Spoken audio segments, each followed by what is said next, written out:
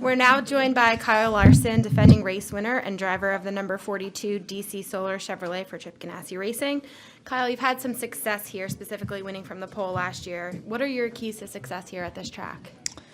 Having a fast race car is probably the most important key to any race. But we're lucky enough to have a really fast car last year at a lot of tracks, but especially here. I felt like when we got to this race, throughout practice, I felt like I had the car to win. It felt like that was the best Cup car I'd ever had to that point. So was able to capitalize on it and get a win. So but I really enjoy this racetrack. It's got a lot of different lanes to choose from. You have a lot of tire fall off.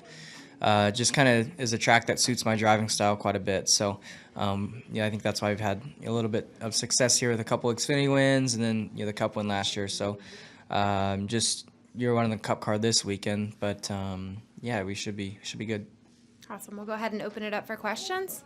Go ahead and raise your hand. We'll give you a call. Right down here to Mike. Mike Embry, USA Today. Does what Harvick is doing impact what you're doing? In other words, is you look at him as somebody who sort of has to be stopped, or is it just another driver? It's just another driver, really. It's cool to see what their race team's doing right now, and he's making it look really easy, because it's not at all easy to win a Cup race. But so that in that aspect, it's really cool to see what he's doing. But I don't feel like our team's too far off of getting a little bit better to compete with him. And I'm sure there's a lot of other race teams that are like that. The 78, he'll probably hit his stride here soon, and people maybe forget what Harvick did early in the year, because that's kind of the dominance they had last year, the 78.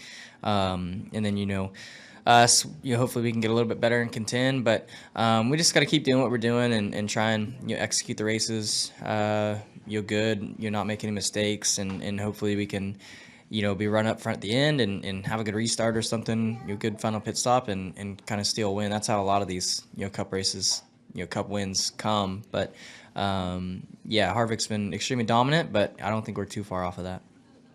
Jeff? Jeff Gluck from jeffgluck.com. So is this track now more similar to Atlanta than it is to Michigan? Because we always used to say, Fontana and Michigan are so tied in, but with Michigan being newer pavement, is it closer to Atlanta? I don't think it's any similar to either track. Atlanta is still way more wore out than this place is. And then, this place is still way more wore out than Michigan. But so, I mean, it doesn't take, I don't know, I guess you drive this track differently than you do each of those two. So I don't know, I would say it's in the middle of those. It doesn't really compare at all. So I don't, yeah, it just, yeah, I mean, yeah, it doesn't simulate to either track. Jerry? Jerry Jordan, kicking the tires.net and PRN. I didn't get to ask this of Harvick because we ran out of time, but he's, the grassroots movement that's been going on this over the past week and things. It's brought up another topic about drivers in Cup Series and other series dropping down and doing the grassroots stuff, and that's show fees, appearance money. Are you in support of that, or is that disingenuous to some degree if you're getting paid to go down there to run a series just when you're also trying to boost it up? So the way I operate is I don't ask for any show-up money. I love to race whenever I go run sprint car stuff, and I feel like I'm doing my part to help grow the sport. So I don't ever ask for any show-up money. I know there's other drivers that won't go unless they get show-up money, but I've never once reached out to a track promoter or anything like that asking for show-up money. I think there's been one time where tracks came to me for show-up money, so I mean I'm not going to turn that down. But yeah, I mean I think it's been really cool to see Harvick and his passion for grassroots racing kind of show up even more this week, because I'm a big proponent of grassroots racing as well, and he's from the pavement side of things, and I'm obviously from the dirt track, sprint car, and midget side of things. So for sure, I feel like we need to help grow the grassroots, and I think it'll help NASCAR again, yeah, it's been really cool to see that movement this week. Are there any additional questions for Kyle? Mike? Kyle, how's your relationship with Chip changed since you signed on with him? He's a guy who apparently is just a racer. He doesn't own dry cleaners or car dealerships or any of that. How has he been with you compared to kind of what you might have expected when you signed on? I don't know. I guess all of what I expected, maybe. I don't know. I don't really remember what I expected when I met him in 2012, 11, end of 11. He's just been a good car owner for me. He puts just enough pressure on you to, make you go out there and perform and do the obvious things right, as he likes to say. I don't. Jamie and Chip, they talk on the phone a lot more than Chip and I do, which I like it that way. My phone calls last for about. I bet I could go back and look at all my phone calls with Chip, and they probably last anywhere from a minute to 2 minutes.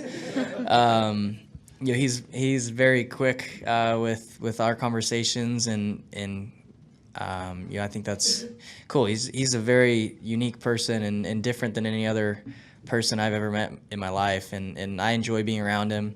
I'm pretty comfortable around him. I can joke with him, and he can joke with me, and I feel like we get along great. So I love racing for Chip, and like you said, he doesn't have any other. Maybe he has investments and stuff that I don't know about, but racing is kind of his number one thing, and I think that's what separates him from a lot of the other owners. Hi, Justin Schuler, Speedway Media. Congratulations on being inducted into the Track's Walk of Fame. That just happened less than an hour ago. But can you share what that experience was like for you personally, and then also to have that moment be shared with Owen, permanently engraved, obviously. And then also, I think you mentioned that was your first time you've been inducted into a Track's either Hall of Fame or Walk of Fame.